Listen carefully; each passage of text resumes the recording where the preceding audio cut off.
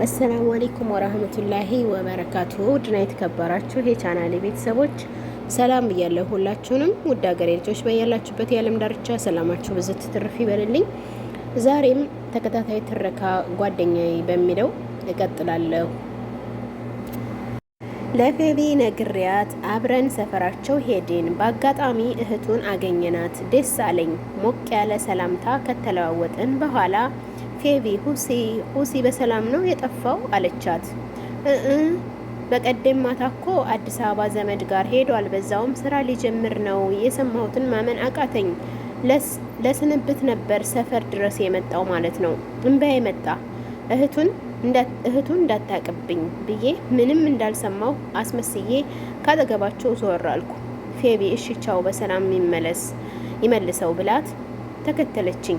ምንም ሳልል ቤት ገብቼ የያዝኩትን እንባ ዘረገፍኩት። ወንድም አገኝ ማሜን ሲያናግራት ይሰማኛል። ቤቱን ልቀቁልን፣ እስካሁን በዝምታ ጠብቀናችኋል። ከሳምንት በኋላ ካልወጣችሁ እቃችሁን ነው የምበትነው እያለ ይናገራል። ማመን ተሳነኝ። ወንድም አገኝ ማለት ያከራያችን ልጅ ነው። አንድም ቀን እንደ ተከራይና እንደ አከራይ ተያይተን አናውቅም። ከቤተሰብም በላይ ነው የምንቀራረበው እና ዛሬ ምን ታየው? ምንስ ተገኘ? ባዳ ያው ባዳ ነው የሚባለው ለካ እውነት ነው። ማሚ አንድ እንኳን ቤት አጥቼ እኮ ነው እየፈለግኩ በቅርብ እወጣለሁ አለችው። ብትፈልጊማ አታጭም አውቀሽ ነው እንጂ ምናምን ሲል መታገስ አቃተኝ። ከምኝታ ክፍሌ ወጥቼ ወረድኩበት። ይወጣል አካል ምን ታቅራራለክ? ደግሞ ማሚን እንዴት ትሰድባታለክ? ከእጇ በልተህ ጠጥተህ ትንሽ እንኳን አታፍርም? አንተን ብሎ ባለቤት እንባዬ መንታ ይወርዳል። ልጁ ደንግጦ ዝም ብሎ ያየኛል። ሰሙ አልተሳደብኩም እኮ እያለ ተጠጋኝ። አትጠጋኝ፣ አሁን እንወጣለሃለን። አንተ ማረፊያ ቤትህን ቀቅለህ ብላው። ማሚ በጥፊ ልትለኝ ምንም አልቀራትም። ተቆጥታ ቤት አስገባችኝ። የኔን ለቅሶ ያዩ አንድ ጎረቤታችን አባበሉኝ። እነሱ ግቢ እንደምንገባ ነገሩኝ። ወዲያውም እቃችንን ጠቅልለን ገባን። ከሶስት ቀን በኋላ ማሚን አረብ ሀገር መሄድ እንዳለብኝና ቤት መግዛት እንዳለብኝ ነገርኳት። እሷ በጭራሽ አይሆንም ብትልም እያለቀስኩ አሳመንኳት። በ3 ወር ውስጥ ጨርሼ ዛሬ ልሄድ ነው። ማሚ የሰው ፍቅር አላት። በጣም ብዙ ሰው እኛ ቤት መጥተዋል። ከመሄደ በፊት ዱዓ ሊያረጉልኝ ነው። እኔ ጓደኞቼ በርከት ብለዋል። ግማሾቹ ያለቅሳሉ፣ አንዳንዶቹ ደንግጠዋል። እንዴት ይሄ ውሳኔ ወሰነች እያሉም ይገረማሉ። ፌቪ በጭንቀት ወባ አሟት ተኝታለች። ወይኔ የኔ መሄድ ያላሳበደው የለም። የግድ ግን መሄድ አለብኝ። የሆነው ሆኖ ሌሊት አዲስ አበባ ወደሚወስደኝ መኪና ውስጥ ገባሁ። ከጅማ ስወጣ ቅር ቢለኝም ከእናቴ ጉያ መውጣት ቢያስተግዘኝም ከነፌቢ ጋር መለያየት ምን ያህል የከፋ ቢሆንም የምሄድበት አላማ እያጠነከረኝ ለእናቴ እንደማሳልፍላት ሳስብ ይበልጥ ደንዳና እየሆንኩ ጅማን ተሰናበትኳት። ልክ አዲስ አበባ ስደርስ ሁሴ ትዝ አለኝ። እንባዬ መጣ። ብጣራና ቢሰማኝ ተመኘሁ። ስልኩ ደግሞ አይሰራም። ሳንገናኝ ሊሄድ እንደሆነ ሳስበው የተንቀረዘዘው እንባዬ ፈሰሰ። ሳሪስ የሚገኙት የማሚ ቤተሰቦች ጋር ነው ያረፍኩት። ቤታቸው እጅግ ያምራል። ፎቁን አከራይተውት ከታች ነው የሚኖሩት። ግቢያቸው ራሱ ውጡብኝ አይልም። አይ ማሚ የቤተሰብ ሀብት ምን ያደርጋል አለችኝ።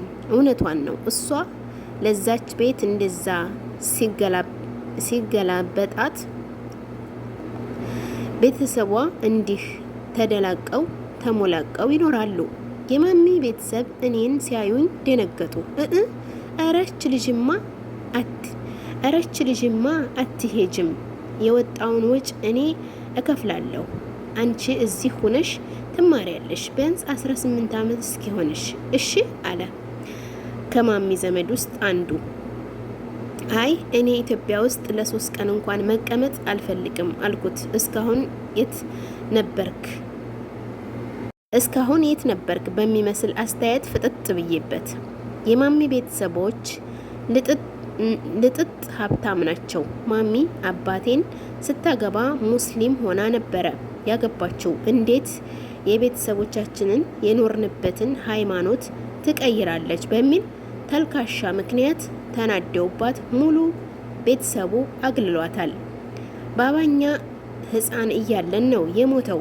የዛኔ መሄጃ ስታጣ ትመጣለች ብለው ቢያስቡም እሷ ግን በቆራጥነት ራሷን ጎድታ ለኛ ምንም ሳታጎድል አሳድጋናለች።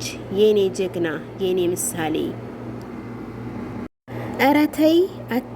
እረተይ አትችይውም ገና ልጅ ነሽ ብለው ሊያሳምኑኝ ቢሞክሩም እኔ በጭራሽ አልኩና ፎቅ ካለችው ሶማሌ መስገጃ ተውሼ ሰላቴን ሰግጄ ስቅስቅ እያልኩ አላህን ለመንኩት። እሱ እንደማያሳፍረኝ እርግጠኛ ሆኜ እነዚህ ዘመድ ነን ተብዬዎች ያሰብኩትን ሳላሳካ ልጅ ነሽ ብለው የሚመልሱኝ እየመሰለኝ ፈራሁ። ዛሬ 1 ሰዓት ላይ በረራዬ ነው። እስከዛ ሸገር ዞር አድርገው ሊያሳዩኝ ወጥተናል። አዲስ አበባን ተሽከረከርናት። በጣም ሰፊ ናት። ቦሌ አካባቢ ስንደርስ ከኢትዮጵያ ውጭ ያለው እስከሚመስለኝ ድረስ ምንም አይነት ያረጀ ቤት የለም። ሁሉም ያፈዛሉ።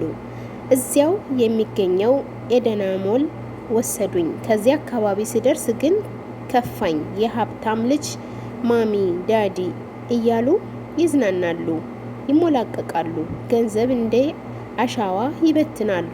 ህይወት እንዲህ ናት እንግዲህ። የኔ ቢጤውን ምስኪን ካደገበት ቀዬ ታፈናቅላለች፣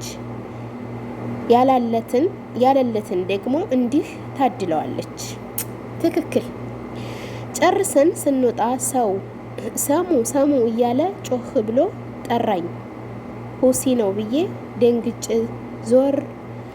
ስዞር ጅማ የማውቀው የካሊዶ ጓደኛ ባቢ ነበረ። ባቢ አልኩት። ሰላም ተባባልን። መኪናውን አቁሞ አወራን። ቆይ ግን ሰሙ አለ። አይኔን እያየ አንተ እንከፍ አልኩት። የሆነ ነገር እንደሚለኝ እያሰብኩ ዳይመንዱ ላይ ቤት ነው እንዴ ያስቀመጥሽው? ማፈሪያ እንዲህ ይባላል አሁን? አይ ጓደኛዬ ካሊዶ ለሀጩን ጥሎብሽ ነበረ። መቼም ወሬ አለብህ። በቃ ልሂድ፣ እየጠበቁኝ ነው። ሲጀመር እንዲህ አይነት ወሬ ይነስርሻል አይደለ? እሺ ይመችሽ ባይ አለ። እኔም ባይ ብዬው ተለያየን። ግን በአላህ ሁሴን እንዴ እንኳን ባገኝ ብዬ እያሰብኩኝ ወደ ዘመድ ተብዮቹ ሄድኩኝ። 1 ሰዓት ደርሶ ቦሌ አየር ማረፊያ ገብቻለሁ። ኡፍ ወይ ማጣት! ከሀገሬ ከናቴ እለያለሁ ብዬ አስቤ አላውቅም ነበረ። ቶሎ አየሩ ስላልመጣ አረፈድን ነው ጉዞ የጀመርነው። ደህና ሁኝ ማሚ፣ ደህና ሁን ሁሲ፣ አንድ ቀን እንደምንገናኝ በልቤ ተስፋ ሰንቄ ነበር ጉዞ የጀመርኩት። ብሌኑ ቶሎ ስላልመጣ አረፈድን ነው ጉዞ የጀመርነው። ጧት ላይ ሪያድ ደረስን።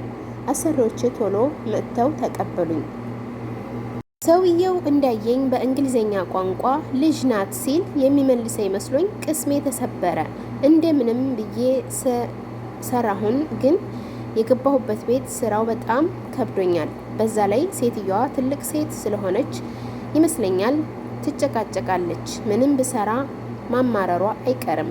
ግን እናቴ ዶአ ስላደረገች ልጄን ጎረምሳ የማይበዛበት ቦታ አስገባልኝ፣ አንተ ጠብቅልኝ፣ ያንተ ጥበቃ ከሰው የተሻለው ነውና ትል ነበረ እጆቿን ወደ ላይ ከፍ አድርጋ። እናቴ ዱዓ ተከትሎኛል። የአሰሬ ጎረምሳ ልጅ ትዳር ይዘው ከቤት ወጥተዋል። ከላይ ከአሰሬ ጋር ወደ እህቷ ቤት ሄድን። ስንገባ በጭራሽ ያልገመትኩት ነገር ገጠመኝ። ገና በሩን ከፍታ በአማርኛ ስታወራኝ እንባዬ ወረዴ። ለአንዴና ለመጨረሻ ጊዜ የአማርኛን ቋንቋ የተለየሁ መስሎ ነበረ። አልሐምዱሊላ በጣም ደስ ብሎኛል። ከሀበሻ ጋር ነው የምሰራው ማለት ነው እያልኩኝ ሞቅ ያለ ሰላምታ ተለዋወጥን። ጋግማ ሳመችኝ። ናፍቆቷን እየተወጣች መሆን አለበት። ልትለቀኝ ነው። አልሐምዱሊላ ሀበሻ አገኛለሁ ብዬ አላሰብኩም ነበረ አልኳት። ዝም ብላ እያየችኝና አሁንም ልሰሪው ነው የመጣሹ አለችኝ። አይ ልጎበኝ ነው አልኳት። ጥያቄዋ ገርሞኝ ክክክ የእውነት ልጅ እኮ ነሽ፣ ለምን ትምህርትሽን አልጨረሽም? ዛሬው የውሎ አበል ካልተከፈለን አንማርም ብሎ ትምህርት ቤቱ ተዘግቷል። ክክ ባክሽ ትምህርት እስከ 6 ዘመድ እስከ አክስት ሲባል አልሰማሽም አልኳት። 6 በላይ የተማርኩበትን አስበው ቢሰጡኝ ደስ ይለኛል። ክክክ አንቺ በጣም ቀልደኛ ነሽ። እሺ ግን አብረን ነው የምንሰራው አልኳት ለማረጋገጥ ያክል። አንቺ ገጠር ነው የምትሄጂው አለችኝ እንደ ማዘን እያለች። አሰሬ ሌላ ናት እንዴ? መጣችሽ ናት። ኑሮዋ ገጠር ነው። ነገ ትሄዳላችሁ። ስንስቅ ስንጫወት አድረን ንጋት ላይ ተነሽ ሊሄድ ነው አለችኝ። ልቤ ደነገጠ። ኡፍ ከሷም ልለይ ነው። ሲደብር ምን